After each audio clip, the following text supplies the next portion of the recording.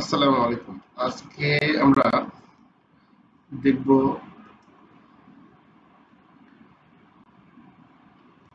Module এ risk management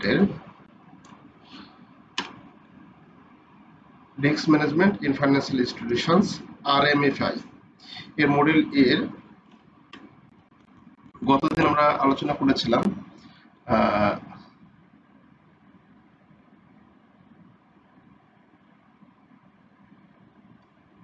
risk management এবং enterprise risk ম্যানেজমেন্টের আওতা বা পরিধি। আজকে আমরা দেখব একটি ব্যাংকে ঝুঁকি সংস্কৃতি কি বা রিস্ক কালচার কি। এখান থেকে শুরু করবো আমরা অনেক গুরুত্বপূর্ণ প্রশ্ন, এবং 10 নম্বর অনেক গুরুত্বপূর্ণ প্রশ্ন, কেন ঝুঁকি সংস্কৃতি যথাযথ গুরুত্ব দেওয়া উচিত। তো আমি সাজেশন এগুলো আপনাদের দিব, এরপর সাজেশন করবো আর কি, তখন এগুলাতে দেখে বুঝতে পারবেন। আচ্ছা, আমরা তাহলে 9 নম্বর থেকে শুরু করব, এবং এই 1 নম্বর অধ্যায় কিন্তু অনেক গুরুত্বপূর্ণ অধ্যায়, এখান থেকে থাকবে প্রশ্ন। তো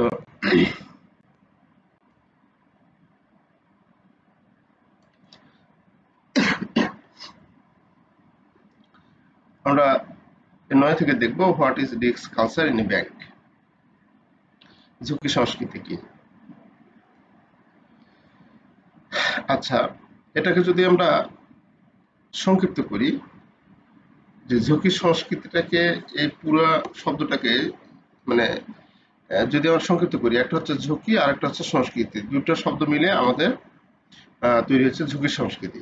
তাহলে ঝুঁকিটা আমরা কি জানি? ঝুঁকিটা হচ্ছে আমাদের জানি যে অনিশ্চয়তা, অনিশ্চয়তাকে ঝুঁকি বলে। আর সংস্কৃতি হচ্ছে মানুষের আচার আচরণ কালচার এর যে সমষ্টি, এই সবগুলো মিলে হচ্ছে সংস্কৃতি। মানুষের আচার আচরণ কালচার মনোভাব চলাফেরা সবকিছু মিলে সমষ্টিগতভাবে আমরা সংস্কৃতি বলি। তাহলে ঝুঁকি সংস্কৃতি কি?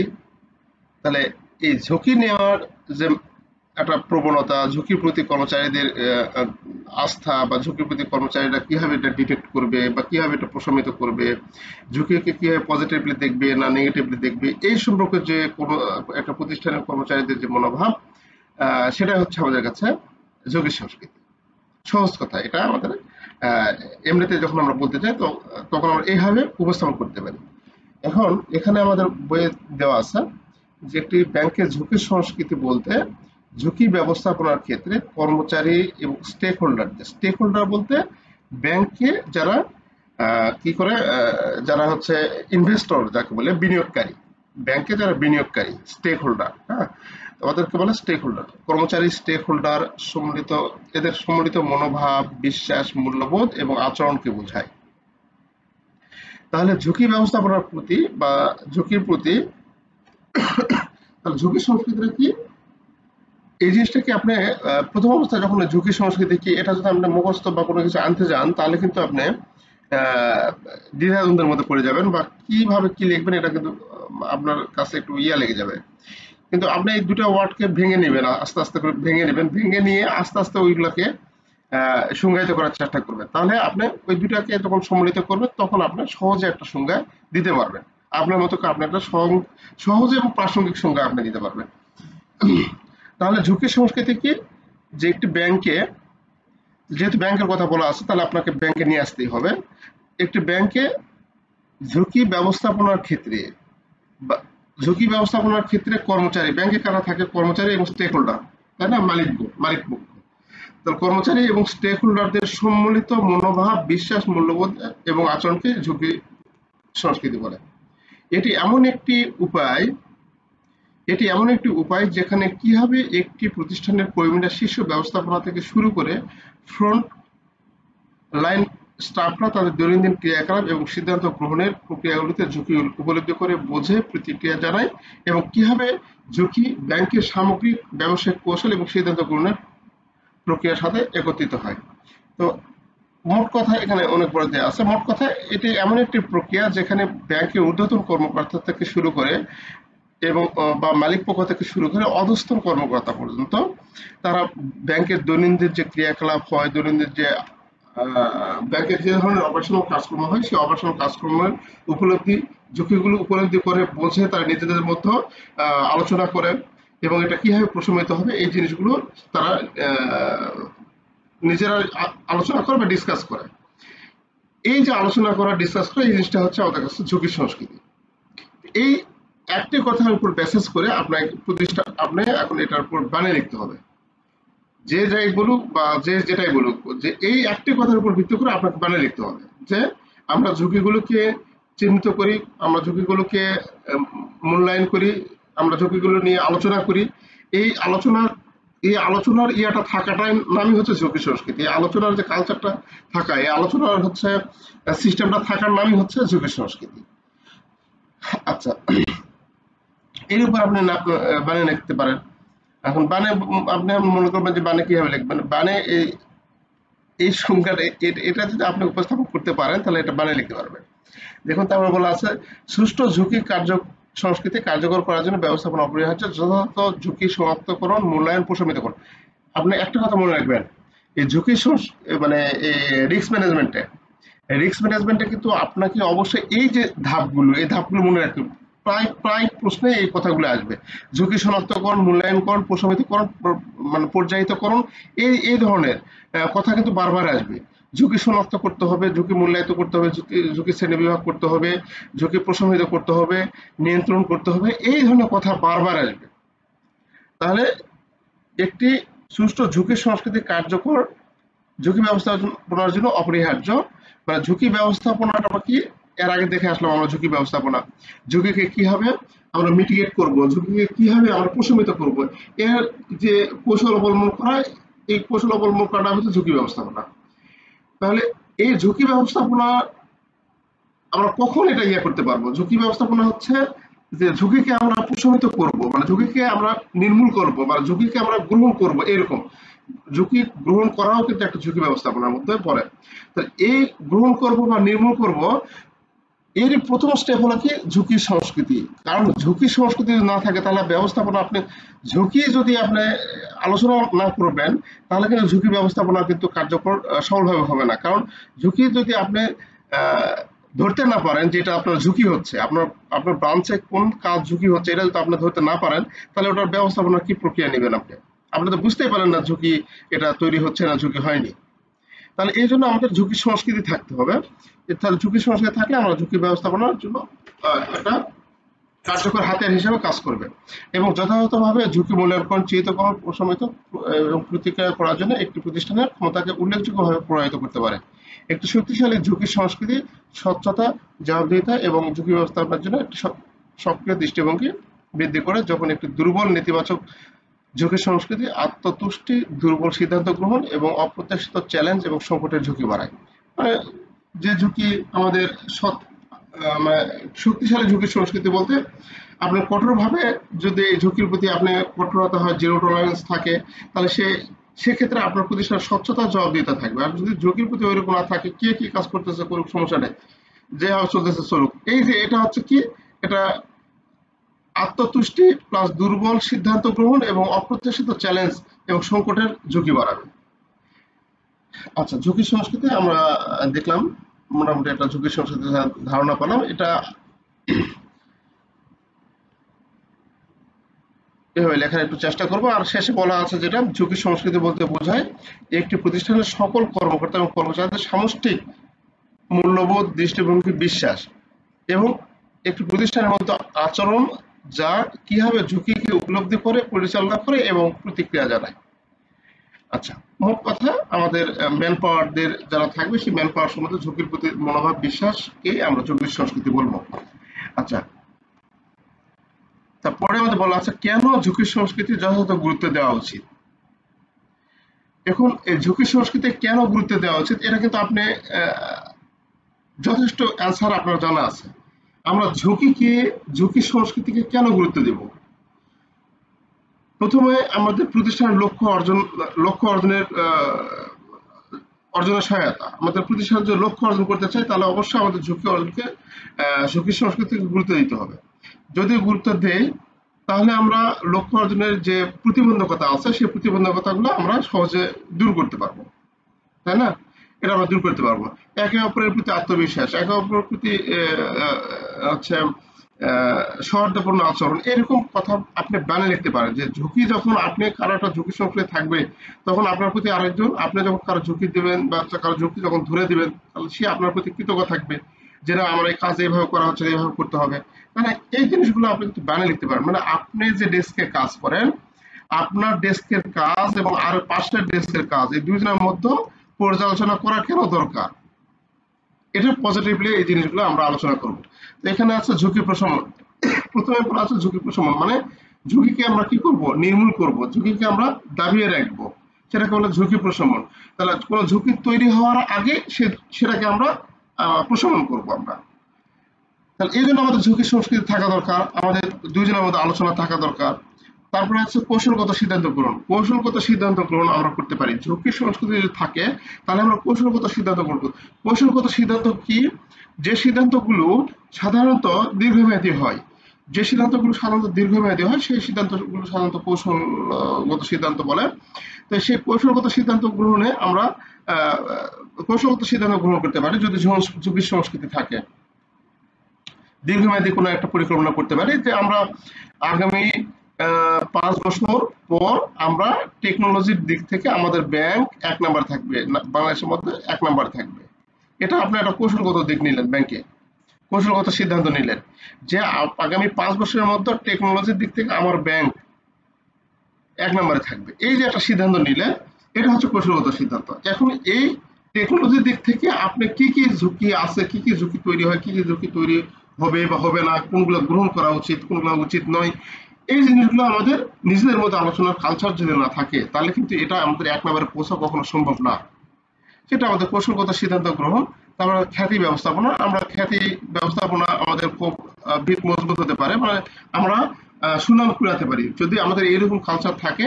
তাহলে আমরা একে অপরের প্রতি আমাদের জবাবদিহিতা থাকবে, আমরা একে অপরের প্রতি শ্রদ্ধাবোধ থাকবে, ফলে আমরা মার্কেটে আমাদের একটা সুনাম থাকবে যে না, এই ব্যাংকে রাখলে আমাদের এই ব্যাংকে সমস্যা নাই, এই ব্যাংকে দেখা যায় না, অনেকে বলে কোন ব্যাংকে টাকা রাখলে নিরাপদ, কোন ব্যাংকে টাকা রাখলে কি, এই জিনিসগুলো অনেকে বলে না, মার্কেটে তো এই কথাগুলো ছড়িয়ে ছড়িয়ে আছে।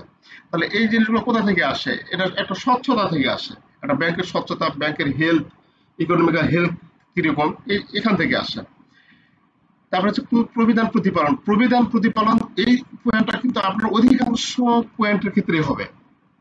আপনি যে পয়েন্টেই লিখুন না কেন, মানে যে আনসারে লিখুন না কেন, এই পয়েন্টটা আসেই, প্রায় আসেই। প্রবিধান প্রতিপালন বলতে বাংলাদেশ ব্যাংকের যে নির্দেশনা দেয় সেটা প্রতিপালন, মানে বাংলাদেশ ব্যাংক যে নির্দেশ দিচ্ছে সেটা প্রতিপালন করার নামই হচ্ছে প্রবিধান প্রতিপালন। প্রবিধান হচ্ছে বাংলাদেশ ব্যাংক যে বিধান দিচ্ছে সেটা, প্রতিপালন বলতে মেনে চলা, আমরা মেনে চলছি যে সেটা। প্রবিধান প্রতিপালন, বাংলাদেশ ব্যাংকের ব্যাংকিং এর কোন সেক্টর নাই যে সেক্টরে বাংলাদেশ ব্যাংকের প্রবিধান নেই, সব সেক্টরে আছে। অতএব আপনি এই পয়েন্টটা এমন একটা পয়েন্ট, এই পয়েন্টটা থাকবেই। হ্যাঁ, এটা একটু মনে রাখবেন, প্রবিধান এবং প্রতিপালন। আচ্ছা, তো আমরা ঝুঁকি সংস্কৃতি থাকলে আমরা প্রবিধান প্রতিপালনগুলো, বাংলাদেশ ব্যাংকের প্রবিধান এবং প্রতিপালন মেনে চলা সহজ হয়, বা এখানে আমাদের বাংলাদেশ ব্যাংক যে গাইডলাইন দেয় সেই গাইডলাইন অনুযায়ী আমরা চলতে পারি।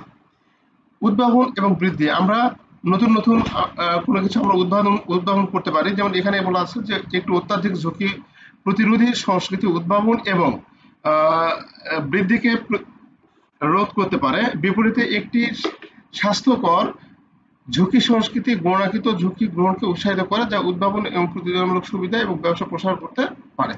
এখানে ঝুঁকি ক্ষেত্রে, উদ্ভাবনের ক্ষেত্রে আপনি আপনার মতো করে দিতে পারেন। উদ্ভাবন, ব্যাংকে কি কি উদ্ভাবন হতে পারে? উদ্ভাবন বলতে তো আপনি এখানে কোনো যন্ত্রপাতি আবিষ্কার করবেন না, এটা উদ্ভাবন বলতে কি, আপনি নতুন নতুন কলা কৌশল আবিষ্কার করবেন, নতুন নতুন হচ্ছে এই ঝুঁকি যেন হয় না এই জন্য নতুন নতুন আইডিয়া আপনি ম্যানেজার স্যারকে দিতে পারবেন, এইগুলো হচ্ছে উদ্ভাবন।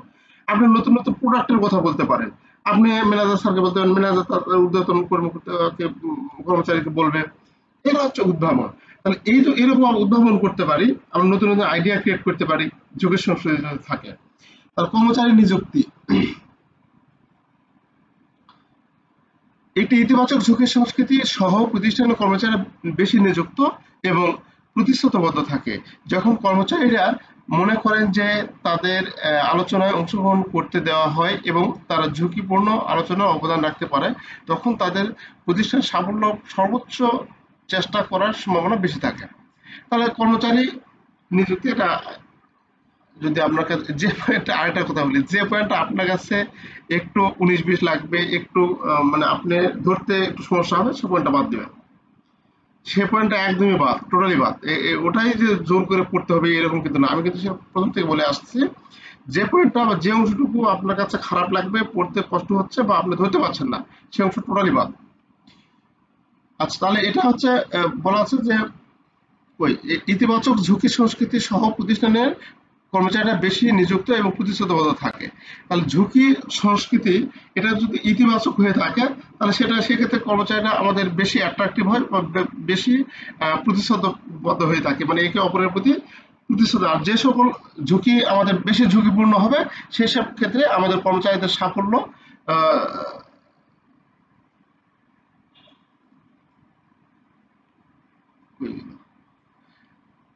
হ্যাঁ, যখন কর্মচারীরা মনে করেন যে তাদের সমালোচনায় অংশগ্রহণ করতে দেওয়া হয় এবং তারা ঝুঁকিপূর্ণ আলোচনায় অবদান রাখতে পারে, তখন তাদের প্রতিষ্ঠানের সাফল্য সর্বোচ্চ চেষ্টা করার সম্ভাবনা বেশি থাকে। মানে কর্মচারী নিযুক্তি বলতে এই জায়গায় বলা হচ্ছে যে কর্মচারীকে আমরা বিভিন্ন ওপেন কনফারেন্স থাকে না, একটা ব্যাংকের মধ্যে কনফারেন্স মিটিং বলে, ম্যানেজার স্যার মিটিং ডাকে। ম্যানেজার স্যার যে মিটিং ডাকতেছে, সবার মতামত নেই, যে তোমার মতামত কি, তোমার কাজের ধরন কি, বা কাজের কি কি সমস্যা ফেস করতেছ, এগুলো বলো।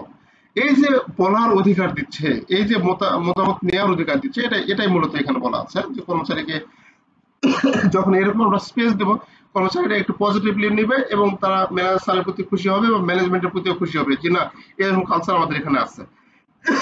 যদি এরকম কালচার যদি না থাকে, যদি একটু হাম্বে তুম্বে থাকে, মানে ম্যানেজার স্যার একটু অন্যরকম একটু ভাব মোশন দেখাচ্ছে, তাহলে সেই ক্ষেত্রে কর্মচারী নিজেকে ছোট ভাবে এবং কাজ করতে তার কাজের পরিবেশে বাধাগ্রস্ত হতে পারে। খরচ হ্রাস হয়। আমাদের ঝুঁকি সংস্কৃতি থাকলে আমাদের বড় ধরনের বাংলাদেশ ব্যাংকে ফাইন ফাইন খাওয়া থেকে শুরু করে আমরা লোন ডিফল্ট হওয়া বা আমাদের প্রোডাক্টের কোনো ক্ষতি হওয়া, এরকম হওয়া থেকে আমরা রক্ষা পাই। ঝুঁকি সংস্কৃতি যখন থাকবে, যখন ঝুঁকির কথা আলোচনা থাকবে, তখন আমরা এরকম ক্ষয়ক্ষতি থেকে আমরা হ্রাস পাবো। তারপরে আছে কাস্টমারদের ট্রাস্ট, কাস্টমারদের আস্থা অর্জন, বিনিয়োগকারীদের আস্থা, দীর্ঘমেয়াদী স্থায়িত্ব। তো এখানে 10টা পয়েন্ট দেওয়া আছে, কমপক্ষে আপনাকে 6টা পয়েন্ট বা 5টা পয়েন্ট আপনাকে মনে রাখতে হবে কেন ঝুঁকি সংস্কৃতি প্রতি গুরুত্ব দেওয়া উচিত। আচ্ছা,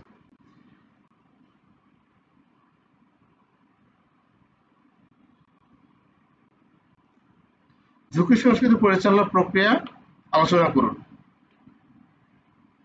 ঝুঁকি সংস্কৃতি পরিচালনা করবে তার প্রক্রিয়াটা আমাদের আলোচনা করতে বলছে। তা একটি প্রতিষ্ঠানের মধ্যে ঝুঁকি সংস্কৃতি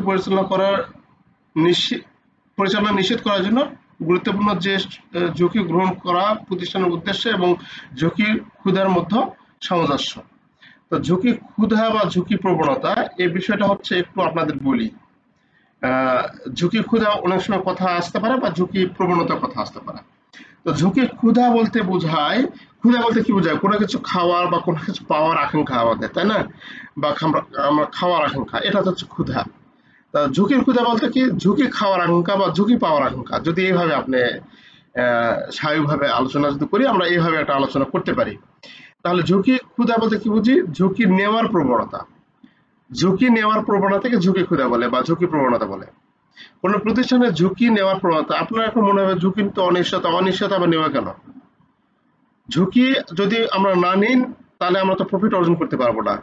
যত ঝুঁকি বেশি, সেখানে তত প্রফিট বেশি, তাই না? এরকম কথা আমরা আগে থেকে পড়ে আসি, অ্যাকচুয়ালি তাই। ঝুঁকি না নিলে আপনি প্রফিট অর্জন করতে পারবেন না, ঝুঁকি আছে বলেই সেখানে আপনি প্রফিট অর্জন করতে পারছেন। তাহলে আপনি যদি আপনার ব্যাংকের বা ব্রাঞ্চের কলাকৌশল সবকিছু খাটিয়ে কাকে যদি আপনি লোন দিতে রাজি হন, যে এত আমরা 5 কোটি টাকা বা 10 কোটি টাকা লোন দিব, তাকে যদি 10 কোটি টাকা লোন দেই, তাহলে এই যে 10 কোটি টাকা আপনার ব্যাংক কিন্তু ঝুঁকি নিল একটা, তাই না? এই যাকে লোন দিল তার কাছে তাকে আপনার ব্যাংক কিন্তু তাহলে একটা রিস্ক নিল। এই যে রিস্কটা নিল, এটা হচ্ছে ঝুঁকি প্রবণতা, মানে ঝুঁকি প্রবণতা বা ঝুঁকি ক্ষুধা। ব্যাংক রিস্ক নেয়, তাহলে এই যে ব্যাংক রিস্কটা নিল, এই রিস্কটা নেওয়ার নামই হচ্ছে ঝুঁকি ক্ষুধা। আচ্ছা, তো এখানে ঝুঁকি সংস্কৃতি পরিচালনা প্রক্রিয়া নিম্নে আলোচনা করা হলো। এখানে আমাদের কিছু প্রক্রিয়া আছে, এই প্রক্রিয়া নিম্নে আলোচনাটা করছে এরকম ভাবে। 1 নম্বর পয়েন্ট আছে লক্ষ্য ঝুঁকি সংস্কৃতি সংজ্ঞায়িত পরিচালনা করা। ঝুঁকি সংস্কৃতি আমাদের লক্ষ্য ঝুঁকি সংস্কৃতি সংজ্ঞায়িত করা এবং পরিচালনা করা। আমাদের কি লক্ষ্য হওয়া উচিত, আমাদের প্রতিষ্ঠানের কি লক্ষ্য হওয়া উচিত, সেই লক্ষ্যর সাথে সামঞ্জস্য রেখে ঝুঁকি সংস্কৃতিটা আমাদের সংজ্ঞায়িত বা মূল্যায়িত হবে। তার হচ্ছে বর্তমান অবস্থা পরিমাপ করা, আমাদের বর্তমান অবস্থা কিরকম সেটা পরিমাপ করা, এই পয়েন্টগুলো আগে দেখি। 3 নম্বর হচ্ছে লক্ষ্য এবং বর্তমান অবস্থার গ্যাপ বিশ্লেষণ করা, দুইটার মধ্যে যে দুইটা অর্থাৎ 1 এবং 2 এর মধ্যে গ্যাপ বিশ্লেষণ করা। 4 ডিজাইন সংশোধনমূলক কাজ করা, আমরা যে ডিজাইন করছি সেই ডিজাইনটা সংশোধনমূলক কাজ করা। এবং এখানে অনেক ধরনের কথা আছে। 1 নম্বর বলা আছে লক্ষ্য ঝুঁকি সংস্কৃতি সংজ্ঞায়িত করা, স্পষ্টভাবে কাঙ্ক্ষিত লক্ষ্য ঝুঁকি সংজ্ঞায়িত করতে হবে।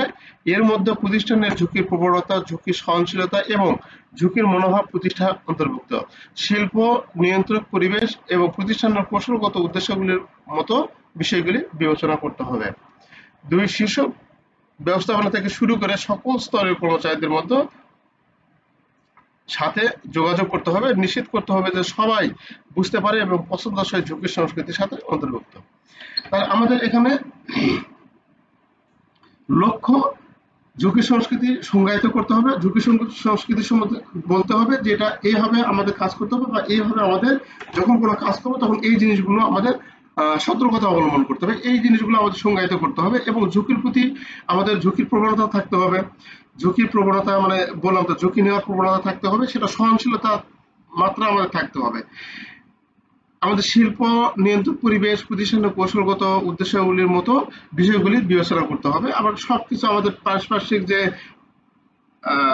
মানে সামাজিক বাজারজাতকরণ যেটাকে বলে, সামাজিক বাজারজাতকরণ, আমাদের সমাজের পারিপার্শ্বিক অবস্থাগুলো আমাদের বিবেচনায় করতে হবে। আমাদের এটাও নিশ্চিত করতে হবে যে প্রতিষ্ঠানের শীর্ষ ব্যবস্থাপনা থেকে শুরু করে অধস্তন বা নিম্ন ব্যবস্থাপনা কর্মচারী পর্যন্ত আমাদের এর যোগাযোগ রয়েছে, এই জিনিসগুলো আমাদের ঠিক রাখতে হবে বা আমাদের নির্দিষ্ট করতে হবে যে আমরা কোনো গ্যাপ নেই আমাদের মাঝে। একবারে এমডি স্যার থেকে শুরু করে আমাদের একেবারে এন্ট্রি লেভেলের যে অফিসার আছে, এই এন্ট্রি লেভেল অফিসার পর্যন্ত আমাদের যোগাযোগে কোনো বাধা নেই, এরকম একটা আমাদের নিশ্চিত করতে হবে। তো এটা হচ্ছে লক্ষ্য ঝুঁকি সংজ্ঞায়িত করা বা পরিচালনা করা। তারপরে বর্তমান অবস্থা পরিমাপ, প্রতিষ্ঠানের মধ্যে বর্তমান ঝুঁকি সংস্কৃতি একটি ব্যাপক মূল্যায়ন পরিচালনা করতে হবে। তো এখানে এর মধ্যে জরিপ সাক্ষাৎকার এবং পর্যবেক্ষণ সহ বিভিন্ন উৎস থেকে ডেটা এবং প্রক্রিয়া সংগ্রহ করতে হবে। প্রতিষ্ঠানের মধ্যে বিদ্যমান ঝুঁকি ব্যবস্থাপনা প্রক্রিয়া অনুসরণ এবং আচরণের মূল্যায়ন করতে হবে। সমস্ত স্তরে কিভাবে ঝুঁকি অনুভূত, যোগাযোগ এবং পরিচালিত হয় তা মূল্যায়ন করতে হবে। কিন্তু আপনার এক্ষেত্রে সমস্যা হবে কি, এই পয়েন্টগুলোর মনে রাখাই সমস্যা হবে, কিন্তু এই 4টা পয়েন্ট, এই প্রশ্নটা অনেক ইম্পর্টেন্ট এবং এই 4টা পয়েন্ট মনে রাখাটাই আপনার টাফ হয়ে যাবে। যে লক্ষ্য ঝুঁকি ব্যবস্থাপনা সংজ্ঞায়িত করা, বর্তমান অবস্থা পরিমাপ করা, এই পয়েন্টগুলো যদি মনে রাখতে পারেন তাহলে এগুলো লিখতে পারবেন। তাহলে বর্তমান অবস্থা এবং ঝুঁকি, আমাদের বর্তমান অবস্থার কি আছে, আপনার ব্রাঞ্চের সবসময়ের জন্য ঝুঁকির সাবজেক্টটা আপনার ব্রাঞ্চে মানে মাথায় রেখে বা সামনে রেখে এই সাবজেক্টটা লিখবেন আপনি, তাহলে আপনার কাছে সহজ হবে। যদি আপনি ব্রাঞ্চের মধ্যে কি কি কাজ ঘটে বা আপনার ডেস্কে কি কাজ ঘটে, এই বিষয়গুলো আপনি যদি ধরে রেখে কাজগুলো মানে এটা লেখেন তাহলে আপনার কাছে এটা বিষয়টা অনেক সহজ লাগবে। বর্তমান অবস্থা পরিমাপ বলতে এখানে বর্তমান অবস্থা পরিমাপ বলতে বোঝাচ্ছে যে প্রতিষ্ঠানের মধ্যে বর্তমান ঝুঁকি সংস্কৃতি একটি ব্যাপক মূল্যায়ন পরিচালনা করতে হবে। এর মধ্যে জরিপ সাক্ষাৎকার এবং পর্যবেক্ষণ সহ বিভিন্ন উৎস থেকে ডেটা এবং প্রতিক্রিয়া সংগ্রহ করা থাকবে। প্রতিষ্ঠানের মধ্যে বিদ্যমান ঝুঁকি ব্যবস্থাপনা প্রক্রিয়া অনুসরণ এবং আচরণের মূল্যায়ন করতে হবে। সমস্ত স্তরে কিভাবে ঝুঁকি অনুভূত, যোগাযোগ পরিচালিত হবে তা মূল্যায়ন করতে হবে। তাহলে আপনার ব্রাঞ্চে কি কি ধরনের ঝুঁকি তৈরি হয় বা ঝুঁকি তৈরি হতে পারে বা ঝুঁকির জায়গা যে জায়গা আছে সে জায়গায় আপনি সরাসরি কথা বলতে পারেন বা সরাসরি সেখানে আপনি পর্যবেক্ষণ করতে পারেন, করে আপনি ডেটা সংগ্রহ করতে পারেন। এরকম বিভিন্ন ঝুঁকি থাকতে পারে। ব্যাংকের ঝুঁকি কি? ব্যাংকের ঝুঁকিটা হচ্ছে আপনার আইটি ঝুঁকি থাকে, আপনার অপারেশনাল রিস্ক থাকে, আপনার ক্রেডিট রিস্ক থাকে, এই জিনিসগুলো, তাই না? মূলত credit risk, operational risk, IT risk. তো আমাদের এই ৩ ধরনের ব্যাংকের ক্ষেত্রে, ব্রাঞ্চ লেভেলের ব্যাংকের ক্ষেত্রে যেটা বেশিরভাগ হয়ে থাকে সেটা হচ্ছে আমাদের ক্রেডিট রিস্কটা বেশি হয়ে থাকে এবং অপারেশনাল রিস্কটা বেশি হয়ে থাকে। তো অপারেশনাল রিস্কটা আমাদের মানে কোন কোন জায়গায় আমাদের অপারেশনাল রিস্ক হতে পারে সেই জিনিসগুলো আমরা দেখব।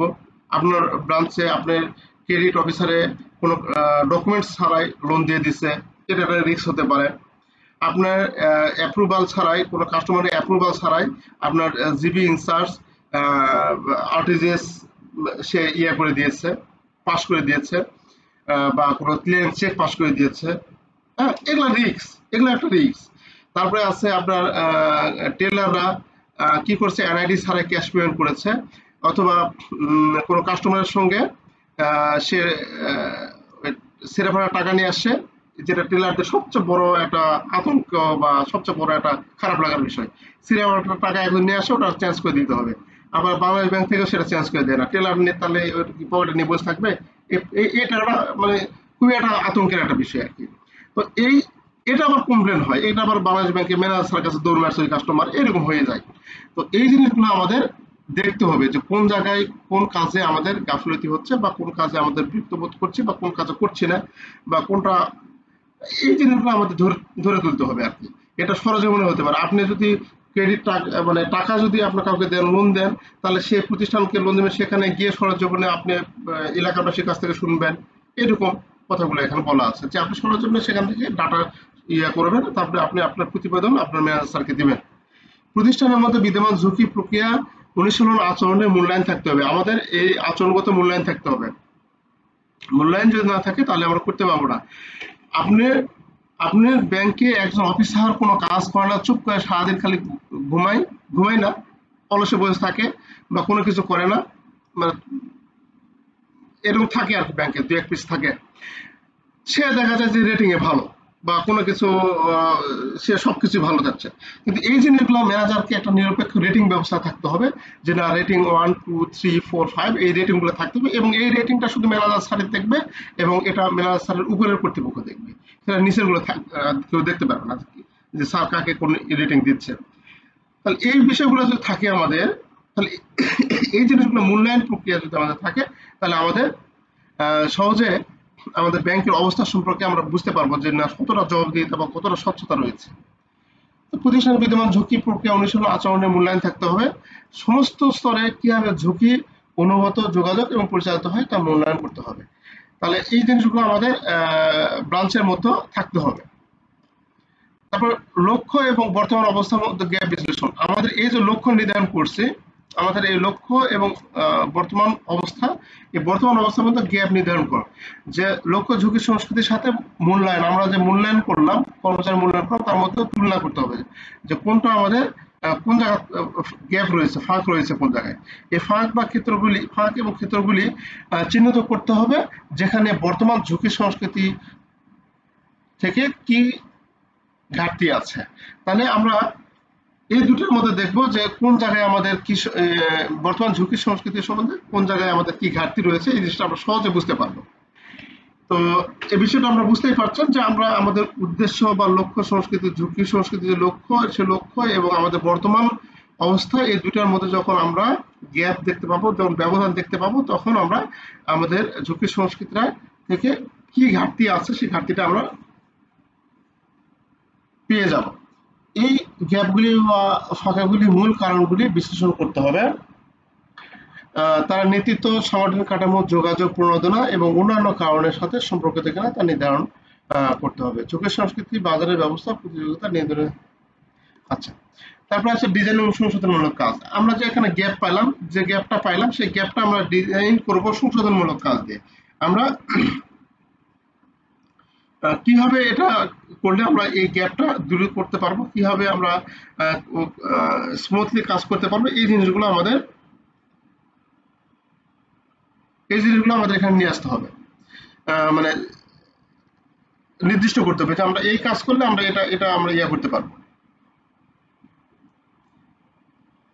আচ্ছা, তো একটু ঝুঁকি সংস্কৃতি উন্নয়ন পরিকল্পনা তৈরি করতে হবে, যা বর্তমান শুনুন একটা কথা, যে এখানে যেভাবে লেখা আছে এভাবে যদি আপনি না লেখেন কোনো সমস্যা নেই।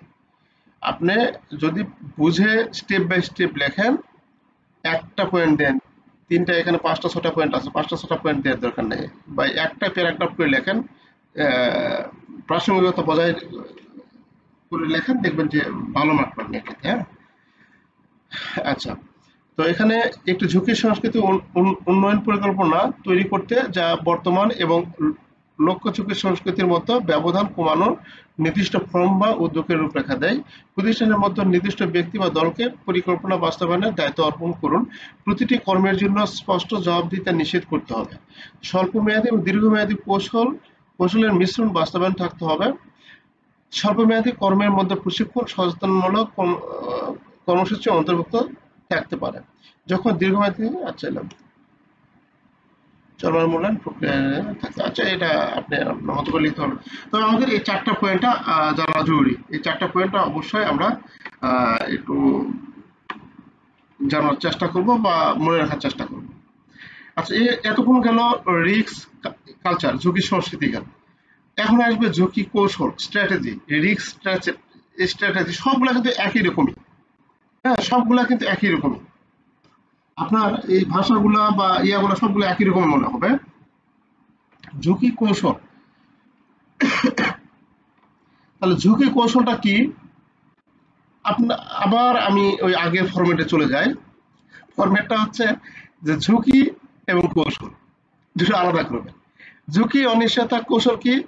কৌশল হচ্ছে সে ঝুঁকি যেন তৈরি না হয়, বা ঝুঁকি গ্রহণ করার যে আমাদের বিভিন্ন যে পন্থা আছে, যা আমরা বা ঝুঁকি গ্রহণ করতে আমরা যে বিভিন্ন পথ অবলম্বন করি, সেটা হচ্ছে আমাদের কাছে কৌশল।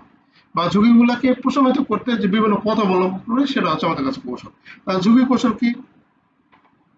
তাহলে ঝুঁকি কৌশলটা হচ্ছে, এখানে বলা আছে, ঝুঁকি কৌশল বলতে ব্যক্তি, সংস্থা বা প্রতিষ্ঠান দ্বারা সম্ভাব্য ঝুঁকি বা অনিশ্চয়তা শনাক্ত, মূল্যায়ন, প্রশমিত এবং পরিচালনা করার জন্য নেওয়া একটি অবকাঠামোগত পদ্ধতিকে নেওয়া একটি কাঠামোগত পদ্ধতিকে বোঝায়, যা তাদের উদ্দেশ্য এবং ক্রিয়াকলাপকে প্রভাবিত করতে পারে।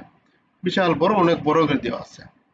তাহলে এখানে আমাদের ঝুঁকি কৌশল বলতে আমরা কি বুঝি? ঝুঁকি কৌশল বলতে বুঝি ঝুঁকি প্রশমিত করা। প্রশমিত করা মানে, ঝুঁকি প্রশমিত করা মানে কি? একবারে নিশ্চিহ্ন করা, একবারে মিশে ফেলা, অথবা ঝুঁকিকে গ্রহণ করা। আমরা যেগুলো খারাপ ঝুঁকি, যে ঝুঁকিগুলো খারাপ, সে ঝুঁকিগুলোকে আমরা একবারে করে প্রশমিত করব। আর যে ঝুঁকিগুলো ভালো, ভালো ঝুঁকি বলতে যে ঝুঁকিগুলো আমাদের প্রফিটের সাথে সম্পর্কিত আছে, হ্যাঁ, এই ঝুঁকি নিলে আমরা প্রফিট অর্জন করতে পারবে, তাহলে সেই ঝুঁকিগুলো আমরা নিব। বা সেই ঝুঁকি নেওয়ার যদি আমাদের একটা থাকে, একটা লিমিট থাকে বা সীমা থাকে, নেওয়ার মতো হয়, তাহলে সেই ঝুঁকিগুলো আমরা নিব। তাহলে এরকম, এই জন্য বলছি যে ঝুঁকি আমরা প্রশমিত করা, একবার দাবিয়ে রাখা, অথবা ঝুঁকি নেওয়া।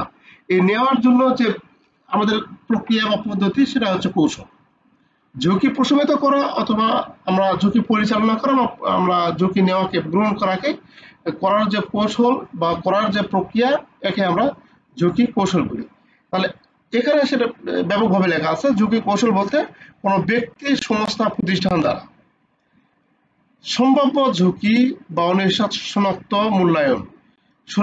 মূল্যায়ন এবং প্রশমিত বলতে তো যেটা বললাম, প্রশমিত বলতে যেটা একবার দাবায় রাখবে যে ঝুঁকি আর মানে হবে না, আমরা এমন কাজ করবো ঝুঁকি আর তৈরি হবে না, এটা প্রশমিত করা। আর পরিচালনা করা মানে কি? আমরা ঝুঁকি গ্রহণ করলাম, গ্রহণ করে সেই ঝুঁকি মেনে নিয়ে আমরা কাজ করছি, সেটা হচ্ছে ঝুঁকি পরিচালনা করা। তাহলে ঝুঁকিকে আমরা শনাক্ত করবো, মূল্যায়ন করব, প্রশমিত এবং পরিচালনা করার জন্য যে একটা কাঠামোগত পদ্ধতি আছে, যেটা প্রতিষ্ঠান লক্ষ্য অর্জনের জন্য বা উদ্দেশ্য বা ক্রিয়াকলাপকে প্রভাবিত করতে পারে, এমন কাঠামোগত পদ্ধতিকে ঝুঁকি কৌশল বলে। এরকম ভাবে নিজে একটু বানিয়ে নেওয়ার একটু চেষ্টা করবেন দুইটা ওয়ার্ড থেকে, এই দুইটা ওয়ার্ড থেকে, তাহলে আপনি এটা পুরোটাই সহজে মাথার মধ্যে আসবে আর কি। এটি বিভিন্ন ঝুঁকির সম্ভাবনা এবং সম্ভাব্য প্রভাব মূল্যায়ন এবং কিভাবে সেগুলি পরিচালনা করতে হবে সে সম্পর্কে অবগত সিদ্ধান্ত নেওয়া এবং তাদের নেতিবাচক প্রভাবগুলি হ্রাস করার জন্য পদক্ষেপগুলি বাস্তবায়নের একটি কাঠামোগত প্রক্রিয়া। ঝুঁকি কৌশলগুলি প্রেক্ষাপটের উপর নির্ভর করে ব্যাপকভাবে পরিবর্তিত হতে পারে, ঝুঁকি গ্রহণ থেকে ঝুঁকি প্রশমিত করা পর্যন্ত। এটি ঝুঁকি কৌশলের লক্ষ্য হলো সক্রিয় ঝুঁকি ব্যবস্থাপনা সক্ষম করা, সিদ্ধান্ত গ্রহণকে উন্নত করা, প্রতিকূল ঘটনা থেকে রক্ষা করা, যা সাফল্যকে বাধাগ্রস্ত করতে পারে বা ক্ষতির কারণ হতে পারে। সুতরাং ঝুঁকি কৌশল একটি কাঠামোগত পদ্ধতি যা একটি সংস্থা ব্যক্তি তাদের লক্ষ্য উদ্দেশ্য প্রভাবিত করতে পারে এমন সময় ঝুঁকি অনিশ্চয়তাগুলোকে শনাক্ত করা, পরিচালনা করা, প্রশমিত করার জন্য বিকাশ। আচ্ছা, যেভাবে জানো ওই কথাগুলো বলা আছে, তারপরে আমাদের ভিতরে একটু বয়ান মারা আছে, হালকা পাতলা একটু বয়ান মারা আছে এই বিষয়ে আর কি। তাহলে আমরা ঝুঁকি কৌশল বলতে আমরা সহজে কি বুঝবো? এক কথা যদি বলি, ঝুঁকি গ্রহণ করার ইচ্ছা এবং বা ঝুঁকি প্রশমিত করা, ঝুঁকি প্রশমিত করা বা গ্রহণ করার ইচ্ছার যে কাঠামোগত পদ্ধতি, যে একটা আমাদের শখ থাকবে যে আমরা কিভাবে কি গ্রহণ করব, এই কাঠামোগত পদ্ধতিকে আমরা ঝুঁকি কৌশল বলি। ঝুঁকি কৌশল গেল, তারপর আছে রিস্ক অ্যাপেটি, ওটা একটা গেল। তারপর আছে রিস্ক অ্যাপেটি, ঝুঁকি, এই যে এটা এই রিস্ক অ্যাপেটাইট, এটা আবার হচ্ছে অনেক গুরুত্বপূর্ণ, যেটা আমি আলোচনা করছি এর আগে। ঝুঁকি প্রবণতা বা ঝুঁকি ক্ষুধা কি, হ্যাঁ, এটা টিকায় আসে, টিকায় এই জিনিসটা টিকায় বেশি আসে। রিস্ক অ্যাপেটাইট কি? তো আমি এর আগে কিন্তু বললাম রিস্ক অ্যাপেটাইটটা কি। রিস্ক অ্যাপেটাইট হচ্ছে আপনি ঝুঁকি, একটা ব্যাংকে যখন কাজ করছেন আপনি ঝুঁকি নিয়েই কাজ করছেন, ব্যাংকারদের ঝুঁকি সবসময় থাকে। তাহলে ঝুঁকি নিয়ে যখন কাজ করছেন, এই ঝুঁকিগুলো আপনাকে নেওয়ার মতো বা সহনশীলতা আপনার আছে বিধায় আপনি ঝুঁকি নিয়ে কাজ করছেন। সহনশীলতা যদি না থাকতো তাহলে কি সে ঝুঁকি নিয়ে কাজ করতে পারতেন না। তাহলে কতদূর পর্যন্ত আপনি সহনশীল বা কতদূর পর্যন্ত আপনি ঝুঁকি নিয়ে কাজ করার আপনার প্রবণতা রয়েছে, সেটা হচ্ছে আপনার ঝুঁকি ক্ষুধা বা ঝুঁকি প্রবণতা। এখন আপনি ঝুঁকি নিয়ে কাজ করছেন, কতদূর পর্যন্ত ঝুঁকি নিয়ে আপনি কাজ করতে পারছেন, এটা হচ্ছে আপনার ঝুঁকি ক্ষুধা বা ঝুঁকি প্রবণতা। তো আমরা যদি একটা উদাহরণ দিই সেক্ষেত্রে, যেমন ব্রাঞ্চের ক্ষেত্রে বলি, এর আগে আমরা বললাম, যেমন একটা ব্রাঞ্চের ক্ষেত্রে বলি, আমরা যদি একটা একজন গ্রাহককে ধরুন আমরা অটো রাইস মিলকে আমরা দেব, আমরা লোন দেব অটো রাইস মিলকে। তো আচ্ছা, পরের সাবজেক্ট কোন সাবজেক্ট হয়েছে না, সময় হয়ে গেছে। আচ্ছা, এটাই কথা বলে শেষ করে দেই। তো আমরা অটো রাইস মিলকে লোন দেব, আমরা আমাদের ব্যাংক অটো রাইস মিলের চাওয়া হচ্ছে 20 কোটি টাকা, সে 20 কোটি টাকা লোন চাইতেছে, কিন্তু আমাদের ব্রাঞ্চকে আমরা 20 কোটি টাকা পর্যন্ত লোন দেওয়ার মতো আছে, মানে সেই রিস্কটা কি নিতে পারবো আমরা? ওই পার্টিকে লোন দেওয়ার মতো রিস্ক আমরা কি নিতে পারবো? নিতে পারবো না। তাহলে এই যে নিতে পারছি না আমরা কতদূর পর্যন্ত নিতে পারবো? তাকে হয়তো আমরা 5 কোটি টাকা পর্যন্ত আমাদের দিলে আমাদের ব্রাঞ্চ পর্যন্ত নিতে পারবে, মানে আমাদের ব্রাঞ্চের যে লিমিট বা আমরা নিতে পারবো সেটা 5 কোটি টাকা পর্যন্ত, বা ওই পার্টি নিতে পারবে 5 কোটি টাকা পর্যন্ত। এটা হচ্ছে আমাদের কাছে ঝুঁকি প্রবণতা বা রিস্ক বা ঝুঁকি ক্ষুধা, যে আমরা কতদূর পর্যন্ত রিস্কটা নিতে পারি, এই বিষয়টা হচ্ছে আমাদের কাছে ঝুঁকি প্রবণতা। নিশ্চয়ই আপনারা বুঝতে পেরেছেন।